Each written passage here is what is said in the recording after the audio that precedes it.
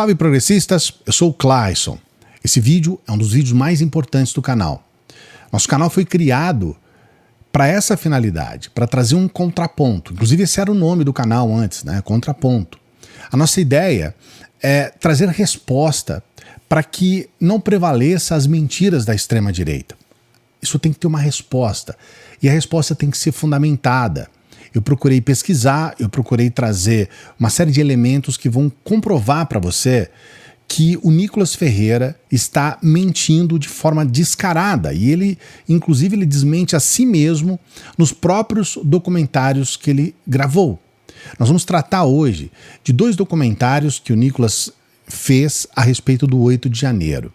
Existe uma série de questões por trás. E eu peço para você, se você não puder acompanhar esse vídeo, está sem tempo, você pode acelerar esse vídeo e assistir ele em 2 vezes. Eu trabalhei aqui para ter uma boa qualidade no áudio dos vídeos aqui do canal. Eu estudei para ter uma boa dicção. Eu sou um locutor, trabalhei para ter uma boa dicção. Então, se você colocar em 2 vezes, você vai entender tudo o que eu estou falando com clareza, mas veja esse vídeo até o final. Veja, por favor, o vídeo inteiro. Se você não puder ver o vídeo inteiro, então avance para o final. Assista pelo menos a conclusão desse vídeo, porque a conclusão é fundamental. Tudo que eu vou falar na conclusão, eu estou embasando ao longo do vídeo. Mas a conclusão é muito importante. É importante você entender o que está por trás desse movimento do Nicolas Ferreira na gravação desses documentários, desses vídeos que ele está fazendo ao longo do 8 de janeiro. Ele procurou abordar esses vídeos e ele realmente está tendo uma repercussão a respeito. Até hoje de manhã, na manhã do dia 11 de janeiro, esses vídeos já tinham passado 11 milhões de visualizações. Talvez você vá até se assustar, né? Puxa vida, 11 milhões de visualizações é muita coisa. Mas é mais ou menos isso que acontece no padrão do Nicolas, né? Naqueles vídeos, por exemplo, que ele falou a respeito do Lula, né? Ele xingou o Lula lá no Congresso, e num vídeo que ele explorou o falecimento trágico de uma menina, ele atingiu mais de 35 milhões de visualizações. Então, esse é o padrão Nicolas. Ele realmente é hoje o principal nome da extrema-direita nas redes sociais, especialmente no Instagram. Ele tem realmente uma audiência, ele se fez por intermédio dessa audiência, e a ideia de trazer o Nicolas como porta-voz nesses documentários tem uma explicação que eu vou trazer para você no final. Eu quero que você entenda por que o Nicolas está gravando esses documentários, por que ele está desenvolvendo esses assuntos e o que está por trás de tudo isso. Mas antes é importante a gente abordar os documentários em si.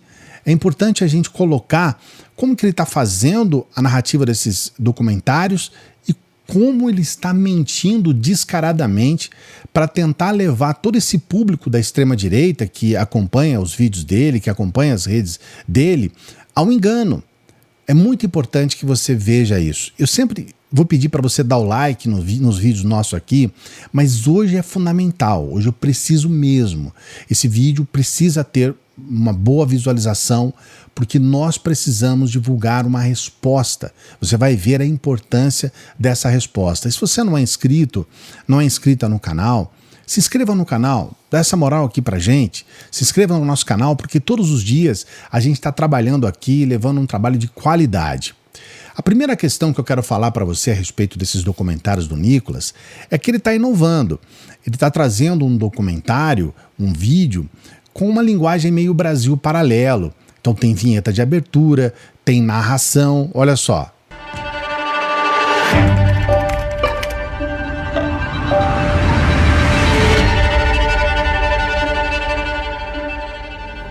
(8 de janeiro). Clériston acorda pela manhã como um dia normal e caminha até a sua distribuidora de bebidas. Os vídeos têm essa estética, que já foi consolidada pelo Brasil Paralelo, que é um braço audiovisual da extrema-direita brasileira. Tem uma boa edição, tem roteiro, tem texto, tem trilha, tem vinhetas, tem efeitos.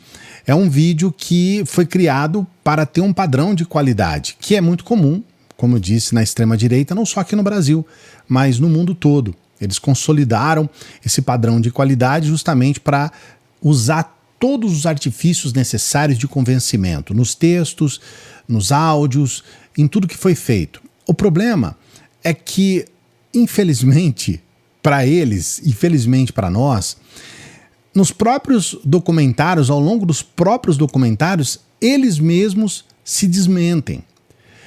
Nesses 2 documentários que o Nicolas fez, ele coloca 2 personagens. No primeiro documentário, o Clezão. No segundo, o Jorginho. O Clezão faleceu na cadeia. O Jorginho foi condenado a mais de 16 anos de prisão. Está preso. E ele procura trazer esses 2 personagens como heróis e tenta, de alguma forma, mentir de todos os lados para fazer valer esse discurso. Um Clezão, de 46 anos, pai de 2 filhas, que faleceu sob a tutela do Estado, na Papuda, e que sequer estava na esplanada no horário em que o controle deixou de ser mantido. Ele diz que o Clezão não estava na esplanada e a narração diz que ele foi preso sem provas. Clezão estava preso sem provas, sem voz, sem chance. O problema é que, ainda no mesmo vídeo, um pouquinho mais adiante, ele mesmo mostra a imagem do Clezão dentro do Senado, ao lado de outros criminosos. Os últimos passos de Clériston Pereira da Cunha, em liberdade, se tornaram em passos que o levariam para a prisão em um piscar de olhos. No momento, a narração diz que não há provas, não há imagens, não há nada contra o Clezão. E num outro momento, um pouco mais adiante, mostra a imagem do próprio Clezão dentro do Senado. Não é só isso, eles tentam associar uma imagem do Clezão a algo que não estava acontecendo no momento em que eles mesmos divulgam o horário em que ele estava no Senado. No momento em que foi preso, Clezão havia entrado no Senado para se abrigar, enquanto a ação policial usava gás de pimenta e tiros de bala de borracha, uma medida de segurança. A imagem mostra o horário em que o Clezão está dentro do Senado, 16 horas e 41 minutos. Clezão foi preso depois das 18 horas. No momento em que mostra essa imagem que o Clezão estava dentro do Senado, algumas coisas importantes estavam acontecendo. A narração diz que ele estava no Senado para se abrigar. Quem entra em um local para se abrigar não vai estar caminhando com outros criminosos ali que estavam destruindo o local. Ele poderia estar atrás de um móvel, dentro de um local escondido, talvez numa sala ou alguma coisa assim. A imagem mostra claramente que ele estava caminhando ao lado de outros criminosos. Naquele momento em que ele estava ali, a situação dos criminosos do 8 de janeiro estavam muito mais favoráveis aos criminosos do que aqueles que estavam, por algum motivo, com medo de acontecer alguma coisa. Nós estamos às 16 horas e 40 minutos, e 41, exatamente como mostra o vídeo. Naquele momento, a informação é que PMs que agiram quase foram linchados. Ao menos 44 ficaram feridos. PMs que tentaram conter extremistas em 8 de janeiro foram atacados com barras de ferro, porretes, pedras, fogos de artifícios, entre outros itens. Então aquele não era o momento para você se abrigar, porque na verdade, aquele momento, os criminosos todos estavam na verdade ganhando a luta contra a PM. Então ele não iria se abrigar porque sequer havia motivo para isso. Há também uma cronologia dessa invasão.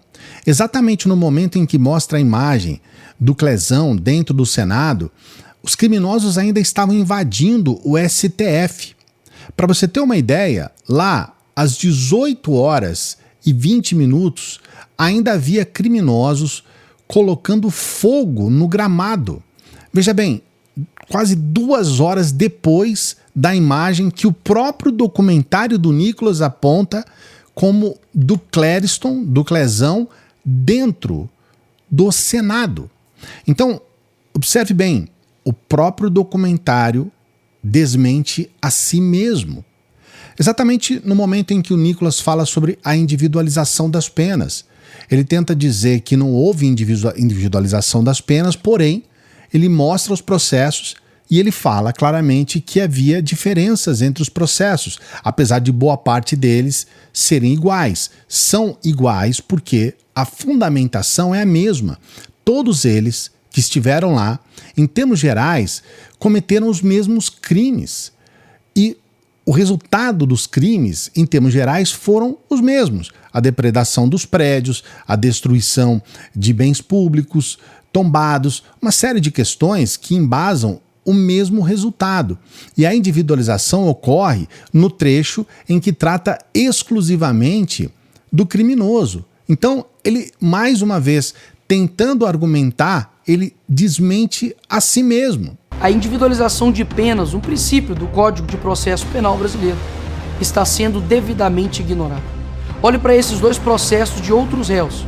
Cerca de 93% do conteúdo do processo é igual. Onde estão as vozes que deveriam realmente estar ecoando pelo Estado Democrático de Direito? Para que o Nicolas estivesse certo, os dois processos teriam que ser idênticos. Mas ele mesmo diz que uma parte desses processos não é igual e, obviamente, esta parte diz respeito especificamente aos crimes cometidos de forma individual. Então, ele mesmo desmente a si mesmo.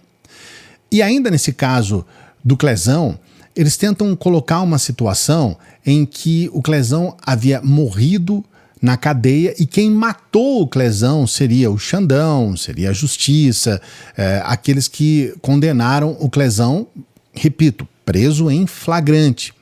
A questão é que o Clezão ele tinha comorbidades, eles mesmos falam no próprio documentário que ele tomava 9 remédios, e existe uma questão importante aqui. O Clezão não é o primeiro preso a morrer em uma penitenciária. Nessa pesquisa apontada no dia 16 de dezembro do ano passado, há menos de um mês, a Folha de São Paulo diz: Brasil soma 17 mil mortes em presídios nos últimos 10 anos. O que significa isso na prática?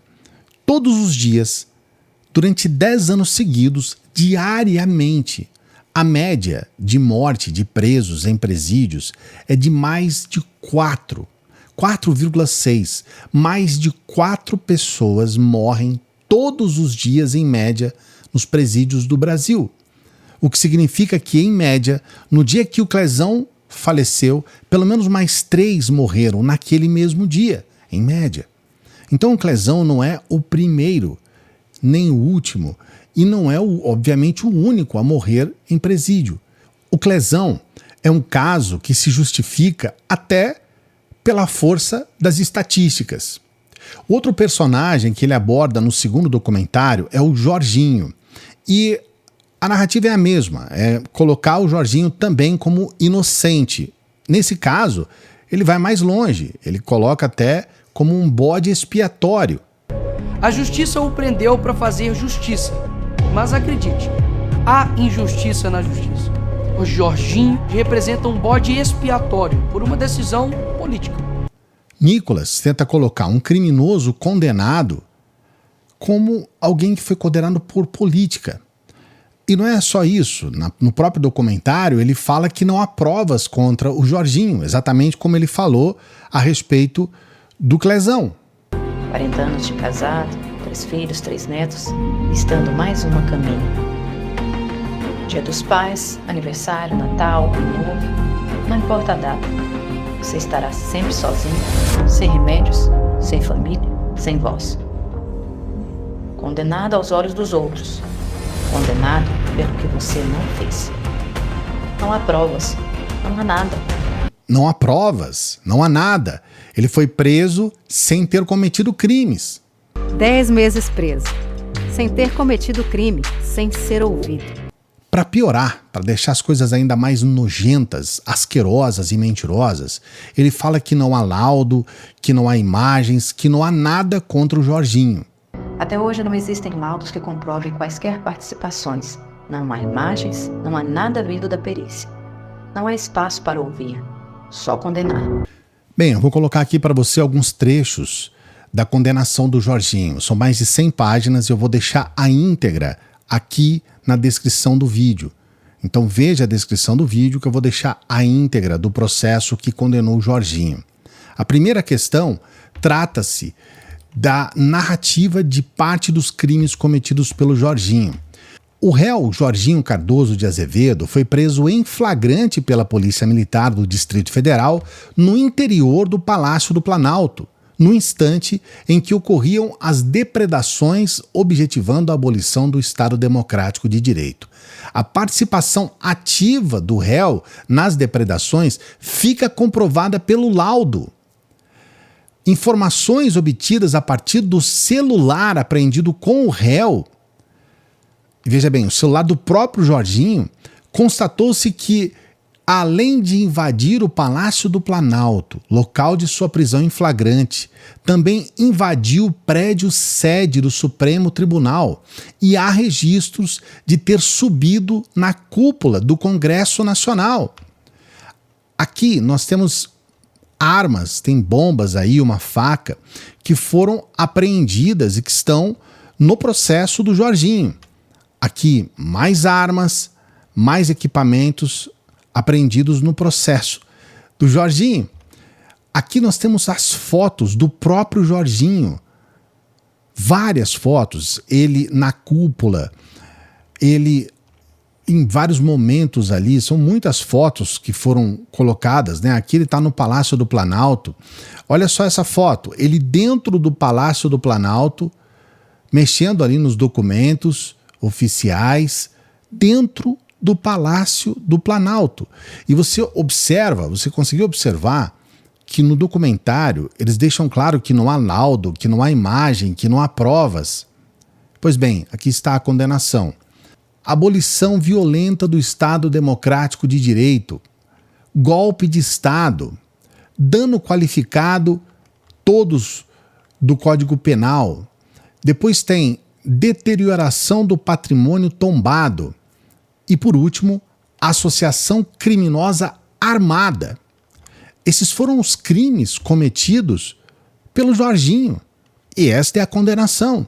Mas eles querem trazer uma ideia de que o Jorginho é um santo, que não há provas, que não há imagens. Você percebe o quanto é mentiroso.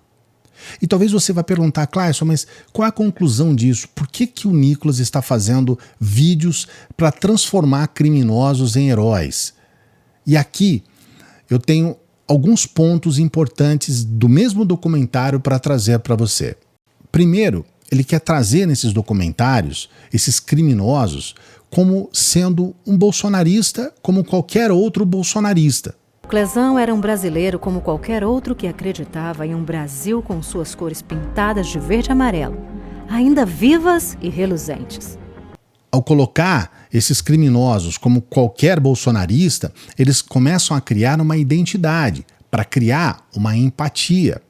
Não é só isso, eles utilizam mensagens emotivas, trazem para junto dessa situação os próprios familiares. No Clezão estava a alma do povo brasileiro, de um brasileiro comum que jamais deixará de ser esquecido por outros 200 milhões.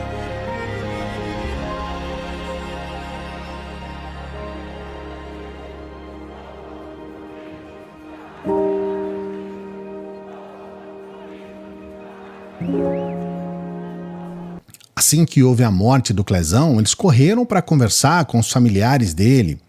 Assim que eles perceberam que não poderiam fazer muito por aqueles que estão sendo condenados, eles correram para conversar com os familiares dos condenados. Existe um objetivo por trás. São dois objetivos importantes. O primeiro aponta um dado que é pouco falado e pouco debatido. Nessa primeira pesquisa, nós temos uma informação importantíssima. 74,2% dos brasileiros discordam da atuação dos manifestantes que ocuparam o Congresso Nacional. Na segunda pesquisa, 82% dos brasileiros reprovam ataques, 43% culpam bolsonaros ou radicais de direita. Isso é um ponto importante.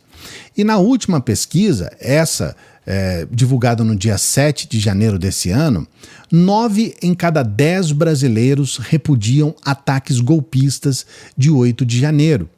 E aqui está o ponto principal. A questão principal que nós estamos percebendo aqui, que você precisa saber e que os brasileiros precisam saber, nós temos um número razoável de brasileiros, quase a metade do Brasil, aponta o Bolsonaro e radicais de direita, como você viu na pesquisa, como responsáveis pelo 8 de janeiro. E aqui nós temos uma situação mais grave ainda. Por que eles estão indo atrás dos familiares? Por que eles estão fazendo vídeos? Escolheram o Nicolas, não foi uma forma aleatória. Nicolas é o principal porta-voz hoje da extrema-direita. Como nós mostramos lá no começo do vídeo, os vídeos gravados pelo Nicolas chegam a milhões de visualizações. 30 milhões, 35 milhões de visualizações. Esse vídeo do documentário do Nicolas chegou rapidamente a 5 milhões, 8 milhões de visualizações, e todos os extremistas comemoram essas visualizações. Por quê? Porque isso salva a vida deles e, de certa forma, dá uma continuidade para que eles tenham nas mãos esses radicais. O momento em que muitos desses radicais perceberem o que está por trás disso, uma boa parte deles vai acordar, vai entender. Quando nós falamos aqui em vídeos passados sobre os processos que envolvem esse 8 de janeiro, nós tivemos uma primeira parte que foi, obviamente, a prisão em flagrante daqueles que estavam lá no 8 de janeiro. Então nós tivemos aí quase 2.000 presos. No segundo momento, nós tivemos, um pouco demorado, né? O primeiro preso foi agora, esse ano, no começo desse ano, que foram aqueles responsáveis pelo financiamento do 8 de janeiro. E ainda muito mais demorado, a ponto de a gente não ter ainda nenhum responsável sendo punido, nós temos os intelectuais, os mentores intelectuais do 8 de janeiro. E é aqui que está o principal ponto.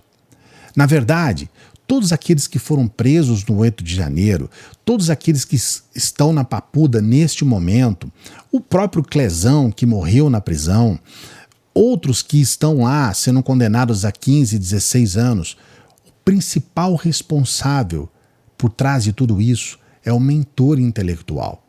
Gente como o próprio Nicolas Ferreira.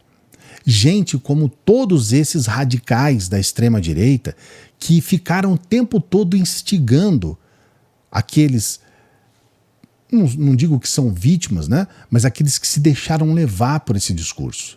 Os mentores intelectuais, eles estão sendo poupados, pelo menos até agora. E o que nós precisamos, o objetivo desse vídeo, é começar a alertar as pessoas que têm parentes que estão presos ou não, que estão com tornozeleira ou não, de que existem responsáveis pela situação em que eles se encontram. E os responsáveis não são aqueles que fizeram cumprir a lei. Eles estão querendo dizer que o responsável é o Xandão, só que se tivesse algum outro no lugar do Xandão, muito provavelmente a decisão seria a mesma. Ou você realmente acha certo que as pessoas invadam aqueles prédios, destruam tudo que está lá e procurem de todas as formas fazer isso com a intenção de um golpe de Estado, com a intenção de uma decretação de uma GLO para que o país, o governo passasse para as mãos de um militar. E isso está comprovado. As pessoas que acompanharam ontem pela Rede Globo aquele documentário, esse documentário da Rede Globo, ele é muito importante porque ele coloca imagens exatamente do momento em que tudo estava acontecendo, mostram as atitudes de setores do Exército, inclusive. Essas pessoas que acompanharam tudo isso, elas vão perceber que havia sim uma intenção final, que era um golpe de Estado. E quem é que passou para essas pessoas que esse golpe de Estado poderia ser tomado? O Jorginho, por exemplo, no momento em que ele estava sendo preso, ele clamava para os militares SOS. Ele pedia, no momento em que estava sendo preso, para que ele fosse salvo pelo Exército. As pessoas que estavam ali estavam pedindo para que o Exército tomasse o poder. Eles estavam sendo incitados a um golpe de Estado. Incitados por quem? Em primeiro lugar, pelo próprio Bolsonaro. Ele é o principal responsável. Em segundo lugar, por muitos desses radicais das redes sociais. Parte desses radicais hoje são deputados. Hoje estão à frente do poder, deputados estaduais, deputados federais, governadores, políticos, agentes políticos e radicais da direita. E todos eles estão apoiando apavorados com a ideia de que uma parte dessas pessoas acordem para a realidade. Eles viram isso acontecer, por exemplo, com a Sarah Winter, que foi presa e que num dado momento ela se revoltou com o abandono. O Bolsonaro, na prática, não está fazendo absolutamente nada para mudar a realidade desses presos. Na verdade, os presos estão recebendo penas altíssimas. E essas penas são condizentes com os crimes que eles estão cometendo. E eles precisam mesmo ser presos, sim. Até porque nós não podemos nem sequer imaginar a possibilidade de uma anistia frente a um ato tão grave de tentativa de golpe de Estado. Isso é grave demais para a nossa democracia. Prender essas pessoas e colocar uma pena exemplar dentro da lei é uma forma de mostrar para o mundo que a nossa democracia é forte e inabalável. E, infelizmente, ainda existe um grupo enorme de pessoas que assistem documentários como esse, com um monte de mentiras, e que, no final das contas, apoiam e acham certo que um Nicolas não seja responsabilizado por tudo que ele fez, uma Carla Zambelli, a própria Bia Kicis, o Gaia, Brunini e todos esses radicais de direita, que não são poucos, esses influencers, que muitos deles perderam seus canais, perderam as redes sociais. Muitas pessoas não entendem que eles que instigaram tudo isso, que apoiaram tudo isso e que levaram todo mundo para o precipício, são eles os responsáveis. Mas aqui nós temos uma situação que tenta inverter. Quando o Nicolas oferece para esses criminosos o lugar de heróis, com esses vídeos todo emotivos a respeito, eles oferecem para eles aquilo que eles mais queriam, que é um protagonismo. Cada um deles achava que ia salvar o país, que ia livrar o país do comunismo e se colocavam como heróis. No final das contas, o Brasil não virou um país comunista, pelo menos até agora, e a possibilidade disso acontecer é muito reduzida. Para piorar, ainda nesse documentário do próprio Nicolas, ele coloca a si mesmo como um herói. A parte final do documentário é para colher os louros dele ser um herói, trazer para ele uma aura imaculada de um homem que está lutando por um país. E ele, Nicolas, responsável por todas estas prisões.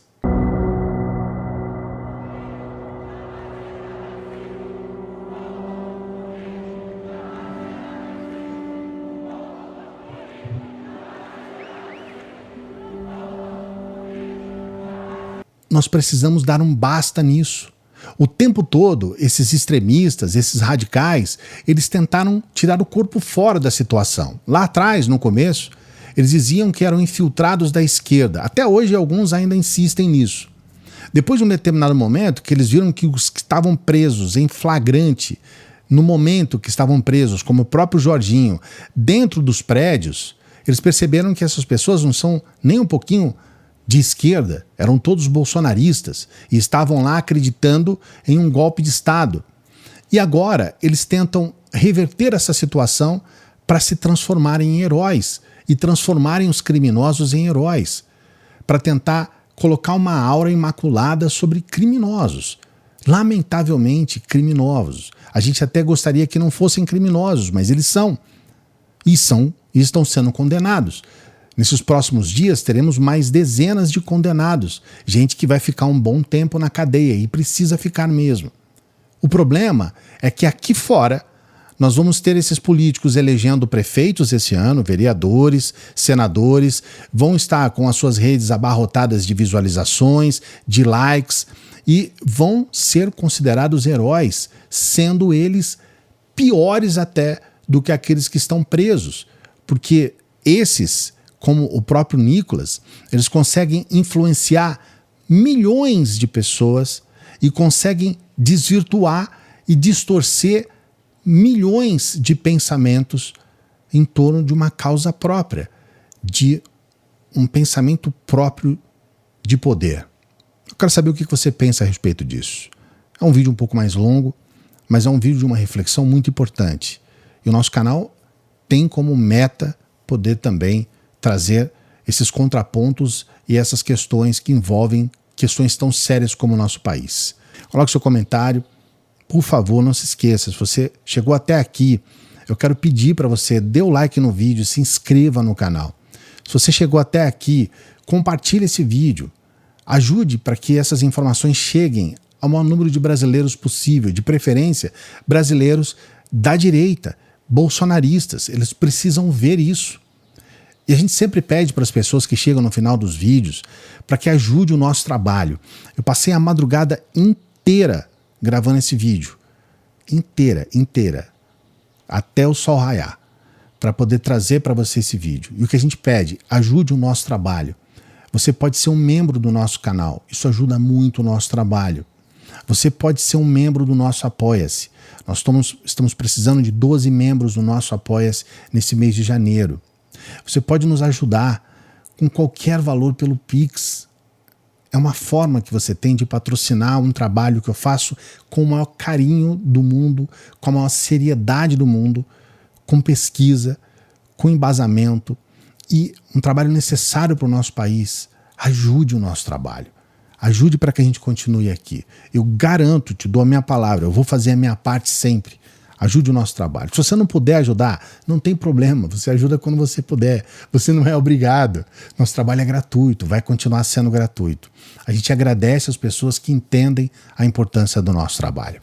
Daqui a pouco a gente volta.